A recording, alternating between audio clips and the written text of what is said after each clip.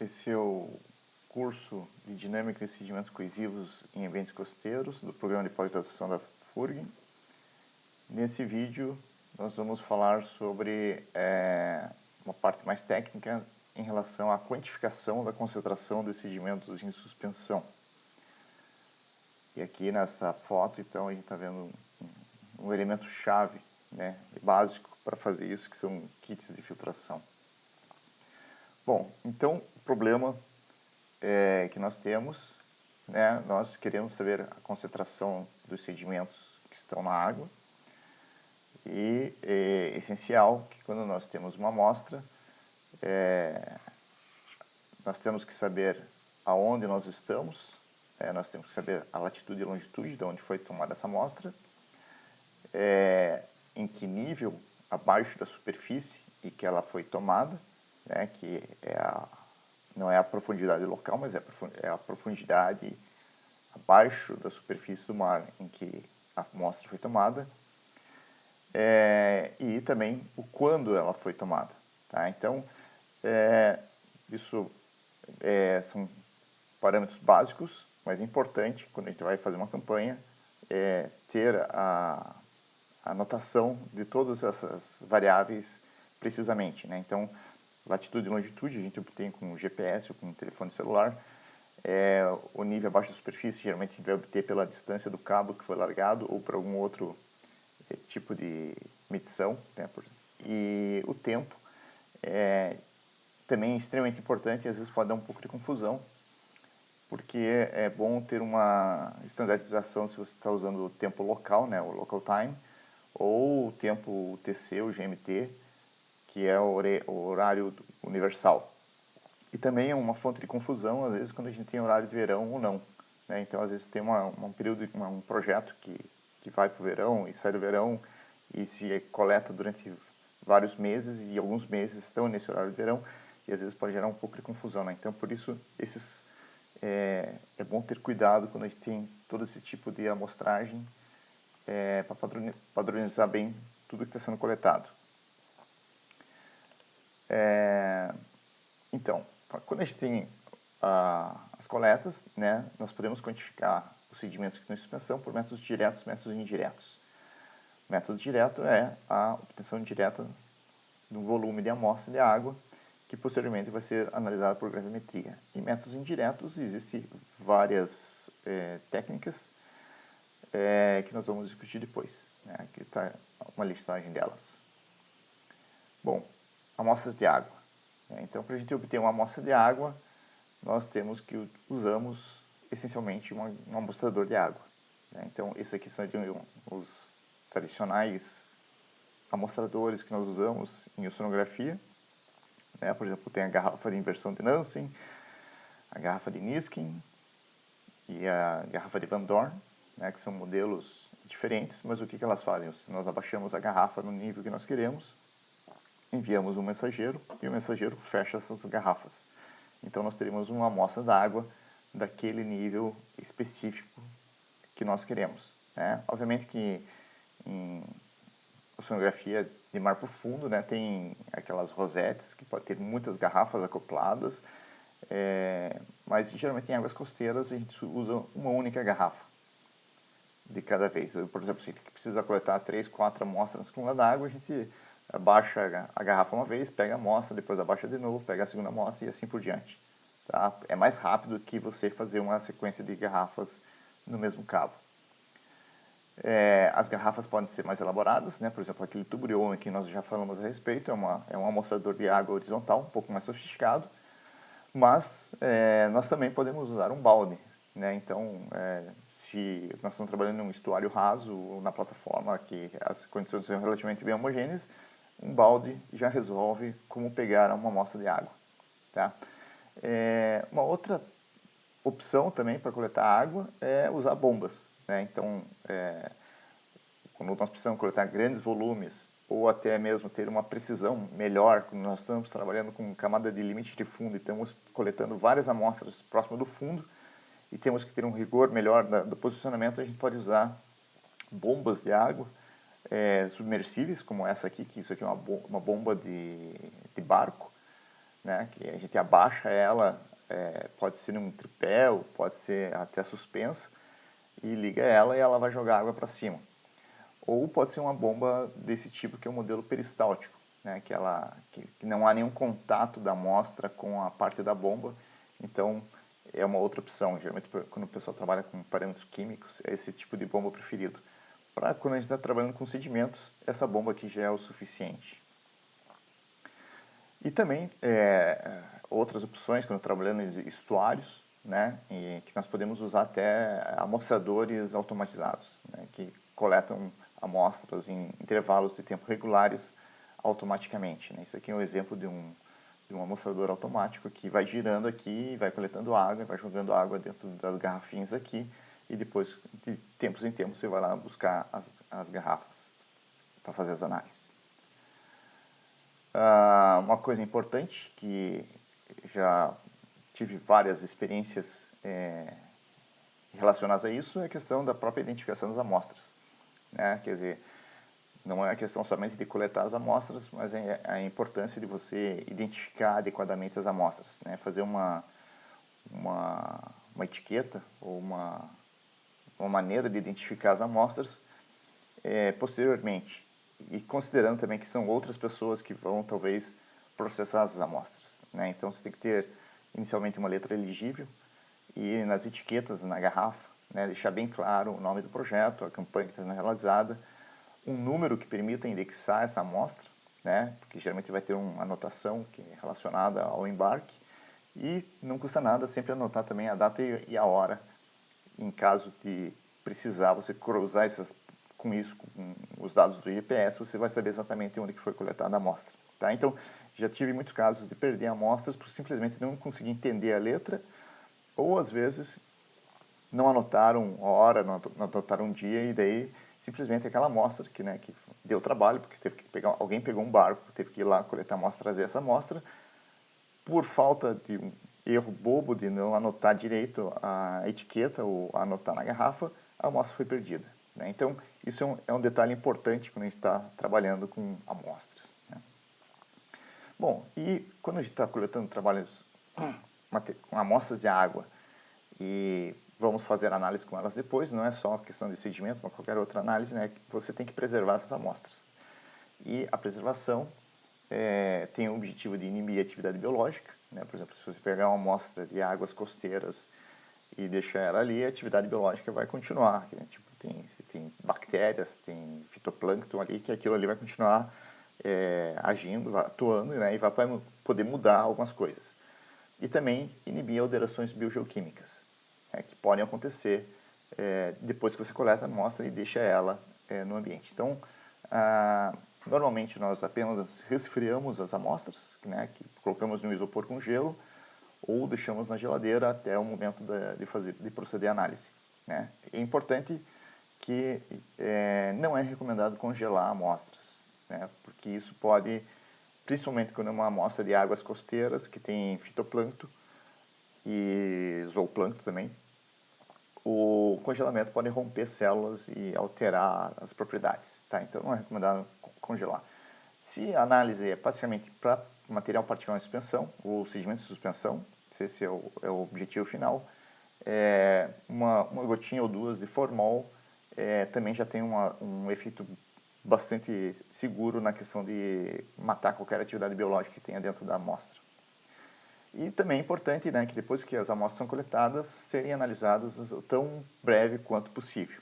Né? Tipo, geralmente o pessoal coleta a amostra, põe na geladeira lá, e às vezes fica um bom tempo a amostra na geladeira, e quando for analisar, pode ser que tenha ocorrido alguma coisa nas amostras. Então, quando a gente está trabalhando com amostra de estuários que tem concentrações relativamente altas, é bom fazer a análise assim, tipo, até algumas semanas após a coleta é até razoável, né? Porque depois que deixa muito tempo, a experiência é que até gruda o material nas garrafas e fica difícil até de você remover depois. Tá? Então, é um problema que ocorre por deixar as amostras armazenadas por muito tempo.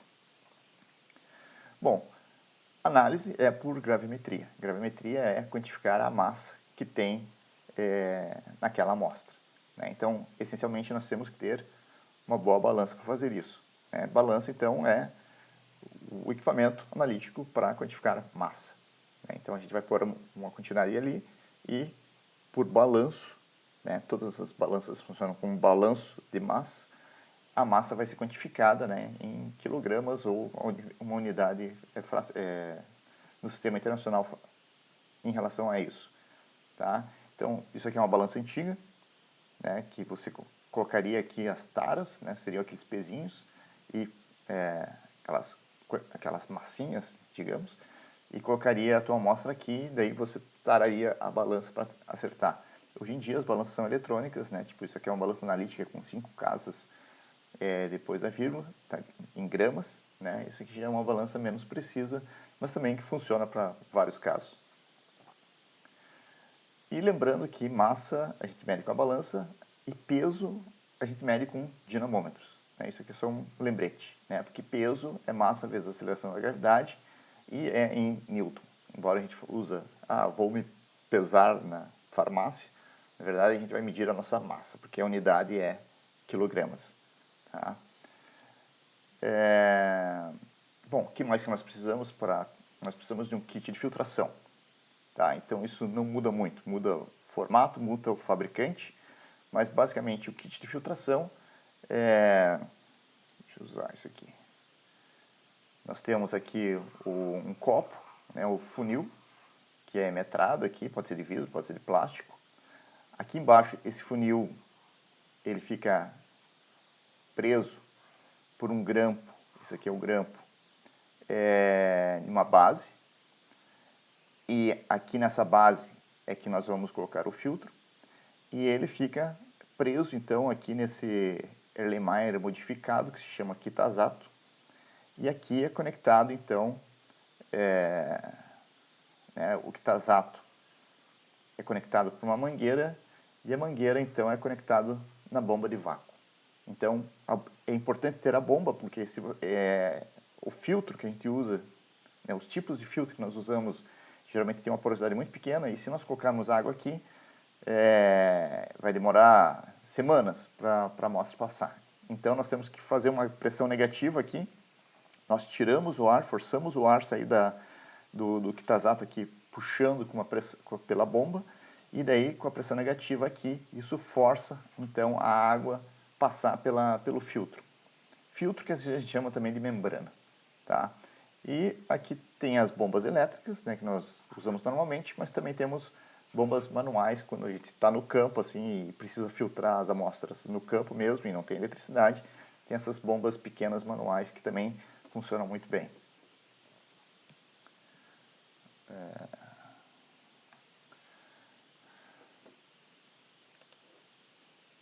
Bom, esses são alguns tipos de filtros. Tem uma diversidade enorme de filtros, né, para diferentes propósitos, para análises variadas.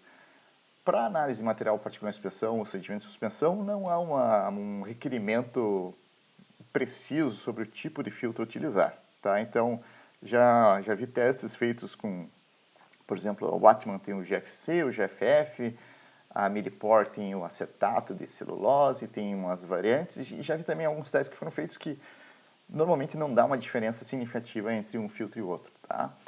E tem outras marcas que são relativamente mais baratos. Né? A última vez que eu vi uma caixa de filtros como essa aqui, estava na faixa seus R$500, R$700. Então, e vem 100 filtros.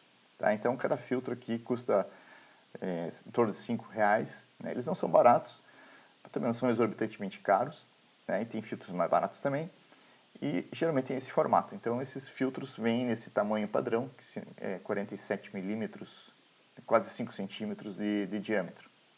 Tá? É um tamanho padronizado. Tem várias marcas, vários modelos, que vêm em várias embalagens diferentes. Né? Mas o padrão de filtragem para material em suspensão, sedimento em suspensão, é mais ou menos o mesmo. Tá?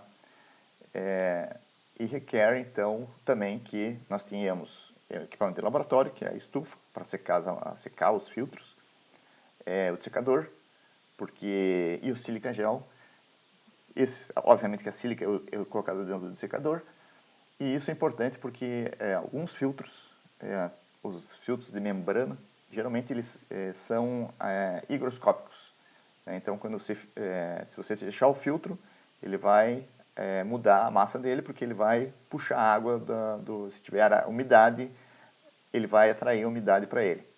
E também, depois de filtrar, lama também é higroscópica. Então, se você deixar a lama, se você filtrar e não colocar no secador, quer dizer, secar e depois não deixar no secador, ela vai atrair a umidade e vai alterar a massa. E geralmente, como a gente está fazendo uma análise sobre quantidades relativamente pequenas, isso pode fazer uma diferença razoável também no final. E o procedimento básico é esse aqui. Então, para fazer uma filtração, nós temos que ter os filtros. Então, a gente coloca os filtros por 24 horas a uma temperatura de 50 a 60 graus na estufa. Depois, nós pegamos os filtros, colocamos no secador. Tá? Então, tiramos o filtro da estufa, colocamos no secador e levamos para pesar, né, na balança.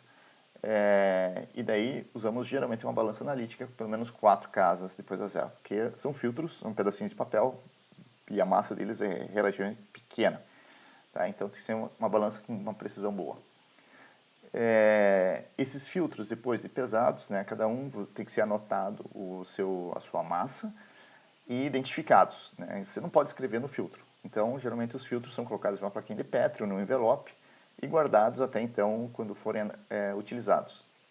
No dia da utilização, a gente vai pegar lá o Kitazato, lá o kit de filtração, vai filtrar um volume determinado, vai medir esse volume, né, com uma proveta, vai saber exatamente qual é o volume que se anota e o filtro que foi usado, né, então a gente sabe qual é o filtro e qual o volume que foi filtrado.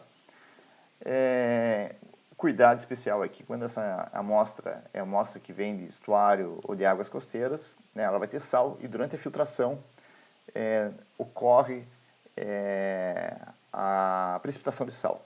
Né? Então, é normal, assim, quando você pegar amostras de águas costeiras, depois de filtrar, você vai ver lá uns pontinhos brancos no filtro, que é o sal.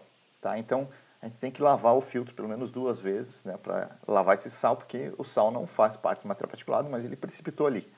Né? Isso pode dar erro também.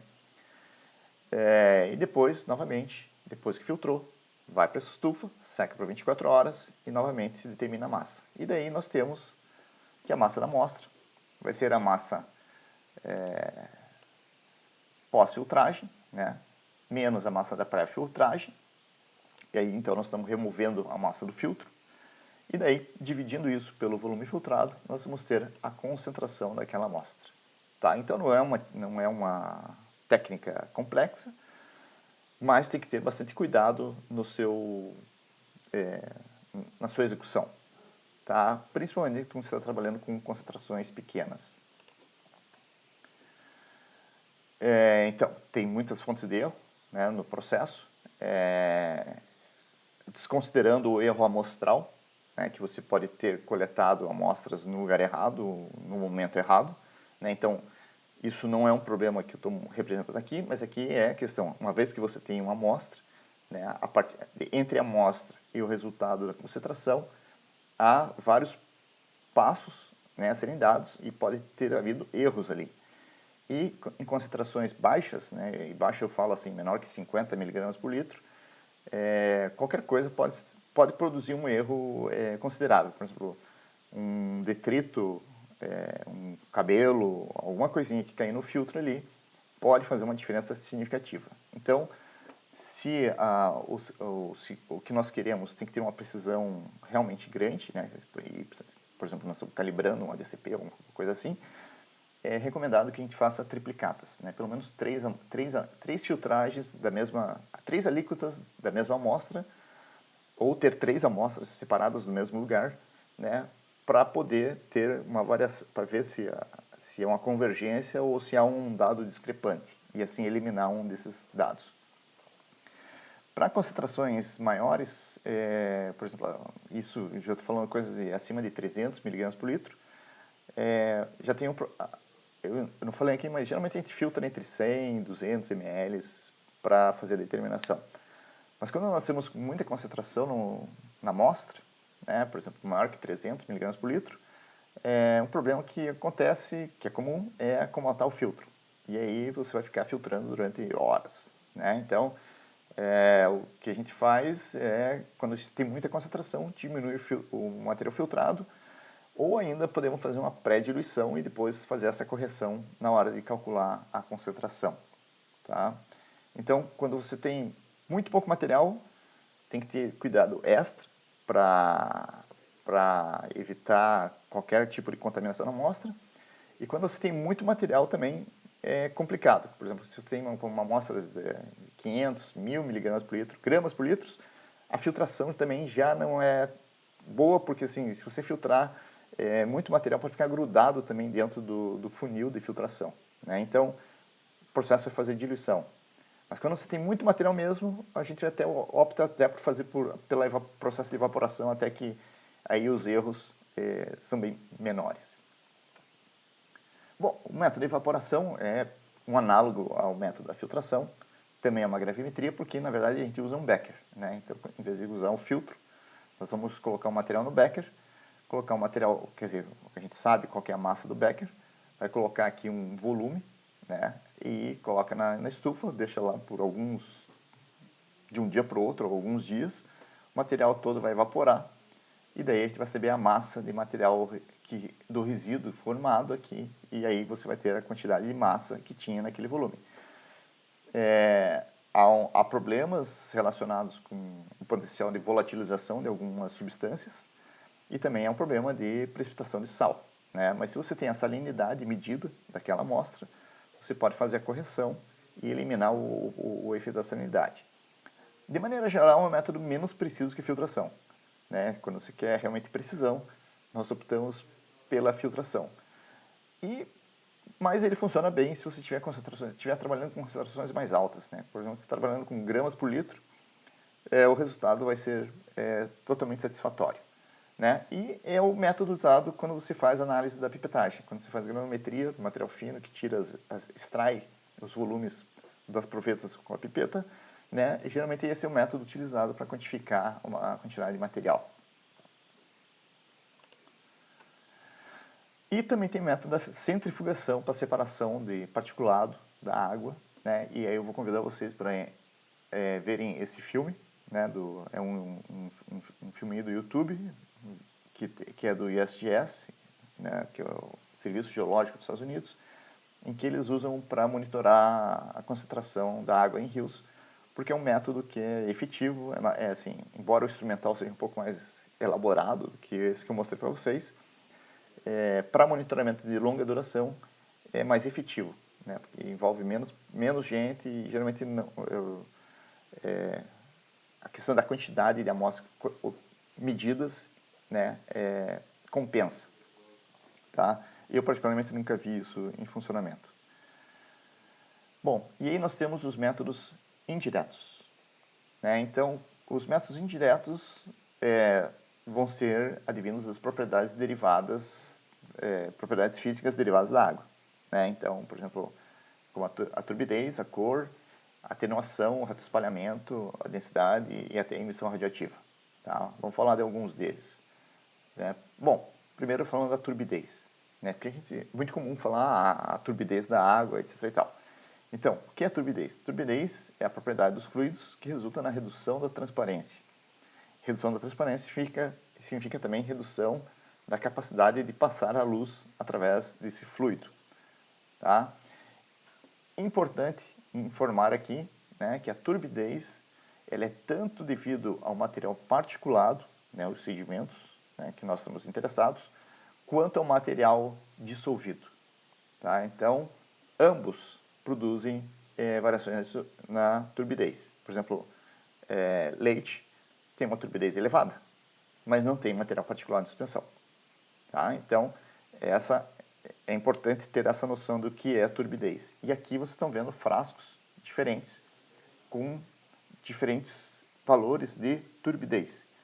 Turbidez não é concentração de sedimento de suspensão, é turbidez e tem unidades diferentes. Aqui vocês estão vendo uma unidade chamada FNU, né? E o que seria FNU? O F vem de formazina, que é uma substância, um componente orgânico, né, que é produzido e é utilizado como referência de turbidez. E é um material branco. Tá? Então aqui em cima vocês estão vendo vários balões volumétricos aqui, com concentrações diferentes. Aqui vocês já estão vendo uma outra unidade, né? Aqui em cima nós vimos o FNU, e aqui nós estamos vendo em FTU. Tá? Então, se vocês fizerem uma visitinha no site do ISGS, né, nesse endereço aqui, vocês vão ver lá sobre várias coisas em relação à turbidez, e tem as várias nomenclaturas e unidades usadas para a turbidez. Tá? Então, turbidez é utilizada para quantificação da qualidade de água, mas a sua unidade depende com que tipo de sensor que foi utilizado para fazer a medição. Tá? Então, e também o comprimento de onda. Né? Se você usou luz branca ou usou radiação infravermelha, aqui leva nome diferente. Né? Então, as duas unidades que geralmente, quando a gente compra um equipamento, o equipamento vem já pré-calibrado para essas concentrações de formazina, é o FTU ou o NTU. Né? FTU significa Formazine Turbidity Unit, e o NTU é Nephelometric Turbidity Unit. Geralmente é isso que se vê na especificação técnica do instrumento. E até onde eu sei, são equivalentes. Um NTU é equivalente a um FTU. Tá? Então, é assim que funciona. Quanto à questão, a cor da água, né, não é turbidez. Ela já é outra propriedade. Né, que a cor da água não diz o quanto a luz está sendo impedida de entrar na água, simplesmente tem a propriedade do tipo de radiação que está sendo refletida de volta da radiação incidente, da luz branca incidente. Tá? E é uma ferramenta extremamente, a cor da água, utilizada diretamente no sensoramento remoto. Né? Então, quando a gente mede, e sensoramento remoto não só de satélite, mas de imagem, fotografia de drone, tudo isso, sensoramento remoto, nós estamos capturando, então, a cor da água, e essa cor da água pode estar relacionada, então, com concentrações diferentes. Mas também é um pouco mais complicado, porque a cor da água também vai mudar, então, em função da hora do dia, da incidência da radiação e outros parâmetros. Mas também é muito utilizada em sensoramento remoto. E, né, isso tudo seria um curso à parte, né, de como usar, estudar sedimentos de suspensão com sensoramento remoto, né, porque é uma área de aplicação gigantesca. Né? Então, aqui só para mostrar um exemplo, né, isso aqui são imagens do MODES, né, do Terra e do Aqua e coisas assim, né, que vocês podem acessar, qualquer um pode acessar, e tem imagens todos os dias em quatro satélites diferentes, fornecendo imagens. Então aqui nós estamos vendo uma imagem do dia 14 de julho de 2020, né, algumas semanas atrás. Aqui nós estamos vendo aqui, então, o Rio da Prata, a Lagoa dos Patos e uma mancha de turbidez aqui. Então é uma ferramenta magnífica para estudar sedimentos em suspensão em áreas costeiras. Né? Tem toda uma série de requerimentos, né, de algoritmos, calibrações, coisas assim, mas é uma ferramenta muito importante, porque dá essa perspectiva em escala grande do que está acontecendo. Além de que tem vários satélites, várias resoluções, coisas assim. Bom, voltando à turbidez, né, e como que nós usamos os turbidímetros e também instrumentos acústicos, é importante também falar sobre a relação que existe entre atenuação e retroespalhamento. São duas coisas, são duas quantidades diferentes, que também levam um pouco de confusão na nomenclatura de como nós chamamos os equipamentos. Tá? Então, se nós temos aqui um volume amostral, né, então aqui nós temos aqui uma amostra, né, isso aqui pode ser tanto no ambiente quanto pode ser no laboratório, e aqui nós temos uma fonte de radiação. Tá? Essa fonte de radiação pode ser variável, pode ser luz branca, pode ser uma radiação infravermelha específica, ou pode ser um comprimento de onda especificado diretamente, né? Por exemplo, o espectrofotômetro, você ajusta lá o comprimento de onda. E quando essa fonte emite uma quantidade de radiação, essa radiação, essa aqui é a amostra, tem as nossas partículas aqui na amostra. Essas partículas vão impedir com que essa radiação passe para cá, mas a cor da amostra também vai atuar para impedir que essa radiação que saiu daqui chegue aqui, né? Então, nesse caso que nós temos esse alinhamento entre fonte e sensor e um espaçamento entre eles, isso aqui é a técnica que mede, então, o quanto de radiação foi transmitida na água e o quanto de radiação que está sendo absorvida no meio do caminho, né? Que é como se usa o espectrofotômetro em laboratórios de química, né? Geralmente é esse tipo de sensor que é utilizado, mas isso também pode ser levado para o ambiente, né? Para fazer isso direto no ambiente. Então tem vários equipamentos que usam essa técnica, né? De você ter uma fonte e um sensor alinhados em 180 graus, e então isso vai nos fornecer uma quantidade de uma turbidez, mas essa turbidez em relação à passagem da radiação através do meio. Só que há outras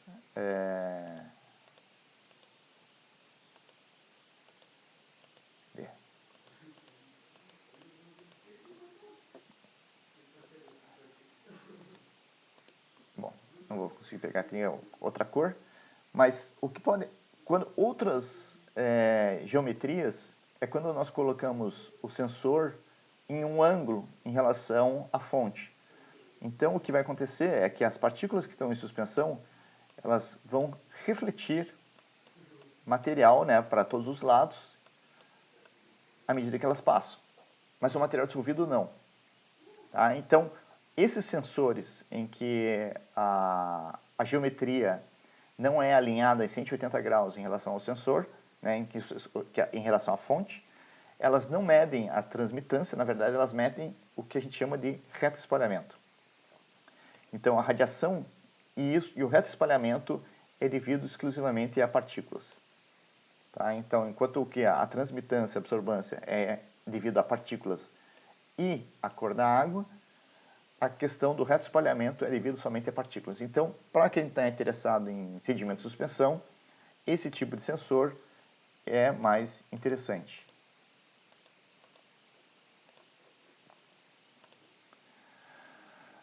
E aí vem o nome, né? Tipo, a gente vê nomes como turbidímetro, transmissômetro, nefelômetro, né? Então, mas na verdade, todos eles fazem algo parecido e a nomenclatura não é clara, né? Então, são sensores que medem a turbidez e aí, conforme cada um faz, você está medindo coisas ligeiramente diferentes e depende de qual o propósito que você vai ter, você vai ter que escolher um ou outro, né? Eu, como trabalho com sedimento de suspensão, eu geralmente dou, os instrumentos são os turbidímetros de retroespalhamento óptico.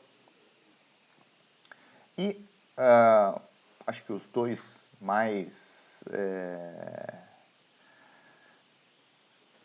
comuns, né? Tem vários, tem alguns, não tem muitos, tem alguns fabricantes, mas eu acho que os mais comuns que a gente vê por aí é esse OBS, que foi o primeiro, né? Que foi, o cara que desenvolveu isso lá nos anos 70, se não me engano, Downing, desenvolveu essa marca, que no caso era DNA, né? Downing Associates, que ele produziu, então, primeiro OBS comercial, né, Optical Backscattering Sensor, né, sensor de retroespalhamento óptico.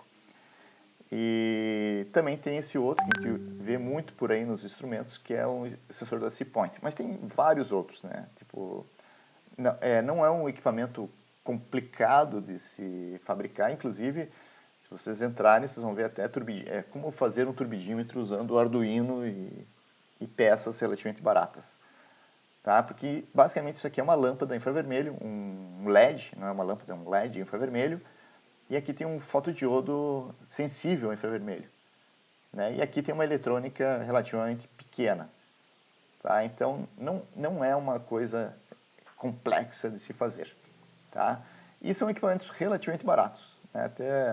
Até onde eu sei, um equipamento como esse aqui está na faixa dos seus $1.000, que pode parecer caro, Mas se você considerar que uma caixa de filtro custa R$ 500, e um turbidímetro desse dura muito tempo, eu tenho um turbidímetro desse aqui com mais de 10 anos e funcionando, então aquela questão custo-benefício é bem interessante. Ainda mais que eles podem ser acoplados a um CTD, né? Então à medida que você tem o perfil de salinidade e temperatura, você também tem o perfil de turbidez. Mas a turbidez, para quem está interessado em dinâmica de sedimentos, turbidez não interessa. O que interessa é você ter a concentração de sedimento de suspensão. E nós podemos então, o que nós devemos fazer então é calibrar os sensores de turbidez, né, esses sensores aqui ou qualquer outro que você esteja usando, para que ele forneça então a relação que existe entre a turbidez que ele mediu e a concentração de sedimentos em suspensão. Bom, e como que nós fazemos isso? Nós temos que ter pares amostrais. Então, nós medimos simultaneamente a turbidez com o sensor e coletamos uma amostra de água, que vai ser então filtrada por gravimetria. Então, teremos, para aquela medição de turbidez, um valor equivalente à concentração de sedimento de suspensão. E nós fazemos isso para um gradiente. Não adianta pegar amostras somente no local. Você tem que pegar amostras, por exemplo, nesse caso eu estou falando de amostras in situ. Então você tem que navegar em uma região pegando amostras da área que tem maior concentração de sedimentos, que você vai ver pela coloração da água, e também amostras em lugares de baixa concentração. E tentar também ter um gradiente entre elas. E aí você depois, tendo as amostras analisadas por gravimetria e os dados medidos pelo turbidímetro, nós podemos ter uma relação como essa que vocês estão vendo do lado de cá, né? Isso aqui são uma calibração feita in situ. E aí vocês percebem que ela foi in situ porque nós temos algumas amostras de concentração maiores, mas muitas amostras em concentrações baixas, que geralmente é a regra, né? Mas mesmo assim, nesse caso aqui deu uma reta, que a gente chama de curva, bastante satisfatória. Nesse mesmo ambiente, né, para essa mesma área, foi feito também o procedimento laboratorial, que é o que consiste do que? Você pegar uma grande quantidade de material de uma área de alta concentração, né, geralmente uma área costeira, colocar isso num recipiente grande, esperar decantar o material durante 1 ou 2 dias, se for nascer sobrenadante, e aí você vai ter uma solução concentrada no fundo. Então, essa solução concentrada no fundo, a gente vai usar para aumentar a concentração novamente. Então, a gente vai para o laboratório, coloca o sensor dentro de um balde com água salgada, põe uma bomba para ficar mexendo a água e não deixar o material decantar, e vai adicionando alíquotas dessa concentração, dessa solução concentrada. E aí, o que nós temos? Aqui eu mostrando, isso aqui é um exemplo, né? Então, nós temos aqui embaixo o tempo, em segundos, né? Porque eu liguei o sensor e ele ficou registrando em intervalos de 1 segundo. E o sensor ficou registrando a turbidez. Então, começou aqui no tempo zero e a gente pega a água do mar, né? Uma água do mar filtrada ou com uma concentração muito baixa, né? E aqui é a amostra número 1. Eu tirei aqui. Então, vocês estão vendo aqui a amostra 1. Bom, durante o procedimento, eu vou adicionando material da solução concentrada, né, e vai aumentando a concentração no balde. E aqui é o que vocês estão vendo. Então, essas escadinhas, esse padrão de escadinha que vocês estão vendo, foram os momentos em que eu adicionei material dessa solução concentrada, né? Então, cada vez que eu adicionei, a concentração dá um salto, né? Então, aqui, por exemplo, possivelmente o sensor saiu da água, aconteceu alguma coisa, mas à medida que eu vou adicionando, a concentração vai subindo. Aqui também o que acontece? Às vezes você diminui muito o volume quando você vai tirando as amostras, né, e tira em triplicata. Normalmente a gente faz isso com triplicatas. Diminui o volume, então você tem que pôr mais volume de água salgada. Daí aqui o que vocês viram é que diminui quando dá uma diminuída na concentração de novo, né? Porque a gente vai retirando água. Não é um balde grande, é um balde pequeno, então isso acontece. E o que vocês estão vendo aqui, que a concentração vai aumentando aqui a turbidez até chegar na 18. E depois que nós olhamos isso aqui, é que nós decidimos quais amostras que nós vamos filtrar, né? Porque a gente não vai filtrar todas essas amostras aqui, porque não adianta, né? Então a gente escolhe os valores, né? Então aqui eu escolhi filtrar a 1, a 5, a 12, a 14, a 15, a 16 e a 7. A 1, essa, a 5,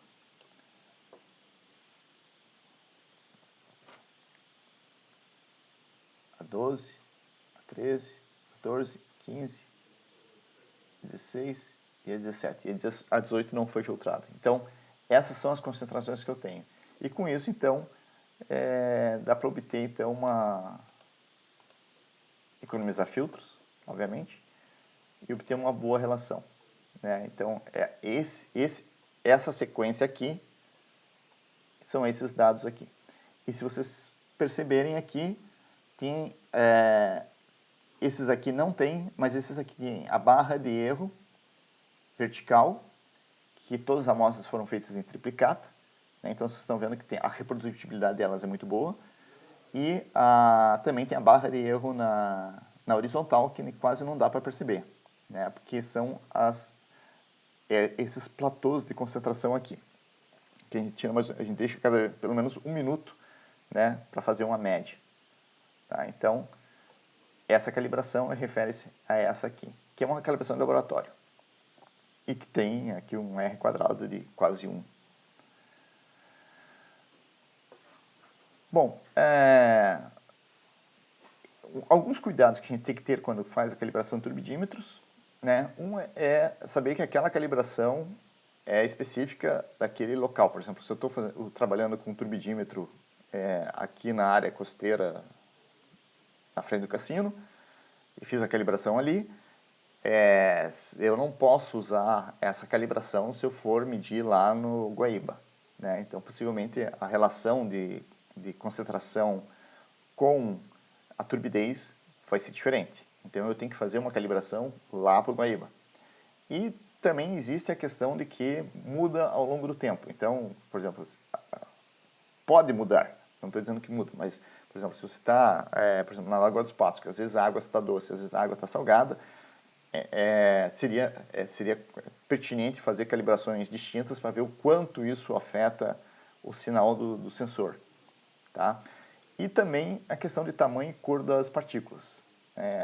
Aqui no caso especificamente, por exemplo, a gente está trabalhando com transporte de sedimentos arenosos, a calibração é uma, e porque geralmente a areia tem um tom claro, e se nós estamos trabalhando com sedimentos em suspensão, né, que é principalmente lama em suspensão, você vai ter uma outra calibração. Então, o tipo de sedimento também vai influenciar. E o outro aspecto importante é que a relação entre turbidez e concentração com turbidímetros ópticos, ela é linear até certo ponto, né? Por exemplo, assim, não há um valor específico, mas geralmente até concentrações, sei lá, de 300, 500 miligramas por litro, às vezes até um pouco mais, a relação é direta, é uma relação direta e linear. Concentrações maiores do que essa, a relação passa a ser não linear. Então, é o que vocês estão vendo nesse gráfico aqui, né? Então, aqui vocês estão vendo o tempo, aqui nesse eixo a turbidez medida com um turbidímetro qualquer, e no caso, aqui no caso eu não estou medindo em FTU, eu estou medindo diretamente em voltagem da leitura direta do sensor. E aqui vocês estão vendo as adições de sedimento, né? E vocês estão vendo que à medida que eu aumento, e aqui vocês estão vendo a concentração obtida pela gravimetria. Então eu comecei com concentrações muito baixas e fui até 6 gramas por litro. E aqui vocês estão vendo que a turbidez óptica aumenta, chega a um limite e depois começa a baixar, né? Então isso é uma limitação técnica dos turbidímetros ópticos. É que eles chegam a um momento de saturação, tem tantas partículas na água que satura elas e a radiação não é que aumentou a reflexão, mas é simplesmente tem tanta partícula que a radiação não chega mais no sensor, no diodo receptor, né? Então nós temos que separar a calibração entre uma fase direta, né, como essa linha azul aqui, e uma fase inversa. E literalmente a gente tem que forçar a convergência entre as curvas, tá? Às vezes o sinal passa a ficar um pouco ruidoso, né? Então a gente tem um pouco de trabalho para tentar fazer esse fechamento aqui e ter uma continuidade da concentração. E aí é um problema aí é um problema depois é saber se você está trabalhando com essa curva ou com essa outra curva. Mas esse é um problema que nós vamos falar em outra ocasião. Mas aqui é só para mostrar que os sensores de turbidez têm esse porém técnico quando nós usamos eles, em altas concentrações. Concentrações abaixo de 1000 miligramas não há esse problema, para a maior parte dos sensores. Assim como a gente usa o retroespalhamento óptico, né, e a transmitância óptica, nós podemos fazer isso também com equipamentos acústicos. Não é muito comum usar a transmitância acústica da água, embora tenha alguns equipamentos que permitam fazer isso. O que nós usamos principalmente é transdutores, né? O que seriam transdutores? Transdutores são instrumentos, né, que permitem converter energia de uma forma para outra, né? Então, vocês estão vendo, essa parte aqui é uma peça, essa parte aqui, esse disco aqui, né, é uma peça de cerâmica ou de plástico, algum material composto. E aqui tem uma parte eletrônica, aqui tem um cabo elétrico que comunica e transmite o sinal elétrico. Então, quando a eletricidade chega aqui, ele emite uma onda acústica. E essa onda acústica, ela pode ser refletida no meio, e quando essa onda acústica voltar e bater novamente nessa placa, ela vai retornar um sinal, né? Então, é assim que funciona um transdutor. E os transdutores são muito utilizados, né, em vários tipos de equipamentos. Por exemplo, sonar, né, para pesca, né, sondas científicas, ecossonda, que mede a profundidade de barcos, e equipamentos, né, como os perfiladores acústicos, né, os ADCPs, e os ADVs, que são outros sensores acústicos que medem a velocidade da água.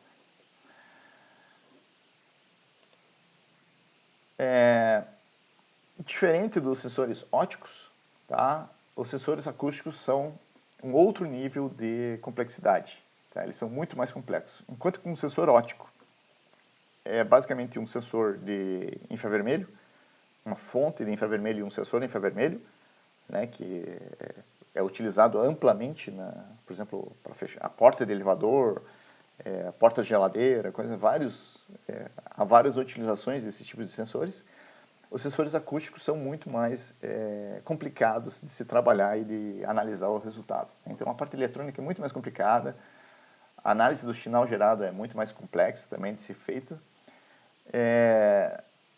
Sensores de alta frequência geralmente podem ser utilizados em laboratório, mas a maior parte desses ADCPs que nós usamos para isso, você não pode calibrar em laboratório. As calibrações têm que ser in situ, tem que ser no campo, tá? E também que a relação entre o retroespalhamento acústico e a concentração de sedimento de suspensão é sempre não linear, tá? E também tem o fato de que a chance de não dar certo é bem maior do que o uso de sensores ópticos, né? Porque é mais complicado. Todo o processo de calibração é mais complexo do que o sensor óptico. Porém, o esforço, né, tipo, se você tentar calibrar um ADCP ou vários ADCPs para obter perfis de concentração é muito interessante, porque você tá, assim como isso aqui nessa aula não vai falar sobre ADCPs, mas os ADCPs permitem você ter um perfil através da coluna d'água da concentração, né, que você teria que ter um CTD perfilando ou ter vários turbidímetros, né, com um único equipamento, né, com uma ADCP você consegue ter isso também, né? É uma técnica que também é um sensoriamento remoto, porque ele não é intrusivo, ele, a partir do fundo ou a partir da superfície ele consegue obter essa informação. Então, se você consegue calibrar o sensor e ter um bom resultado, você tem uma ferramenta excelente, extraordinária para trabalhar com a dinâmica de sedimentos. Bom, ADCPs, existem vários ADCPs no mercado, vários fabricantes de ADCP no mercado, né? Até onde eu sei, esses aqui são os principais, né? A Teledyne, da RDI, a Nortec, da Sontec e da Rowe. Então, esses são equipamentos que têm várias configurações, que trabalham em várias frequências, com várias geometrias, com vários números de transdutores, para cada tipo, para aplicações diversas, tá? Mas todos eles funcionam com o princípio similar de emitir um pulso acústico, receber esse pulso acústico e fazer uma análise. E todos eles registram a intensidade acústica com que esse pulso retornou. E essa intensidade do retorno acústico, né, que a gente pode chamar de o retroespalhamento acústico, é diretamente relacionada com a quantidade de partículas que existem na coluna d'água. Fazendo um procedimento muito similar com o que é feito com a calibração in situ dos sensores ópticos, né, que você colocar um ADCP, coletar uma amostra de água, ou até um turbidímetro óptico calibrado, né, também funciona. Você vai ter pares de informações entre o backscatter, o retroespalhamento acústico e a concentração de sedimentos. E aí é possível também construir uma curva como essa. Esse aqui é um exemplo, né, que a gente fez no Pará.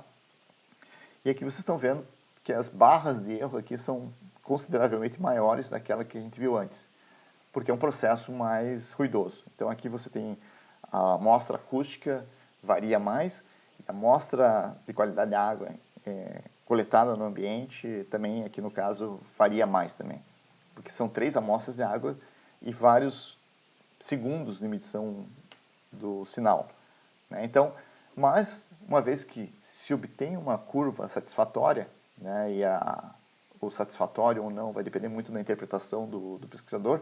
No caso aqui, eu considero isso aqui um nível satisfatório, né, com R quadrado de 0,84.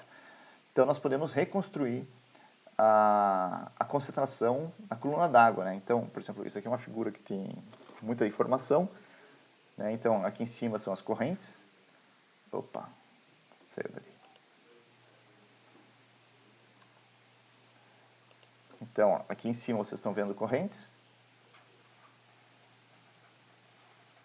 que é o objetivo principal de você colocar um ADCP na água, é a emissão das correntes. Então, aqui está a escala de correntes.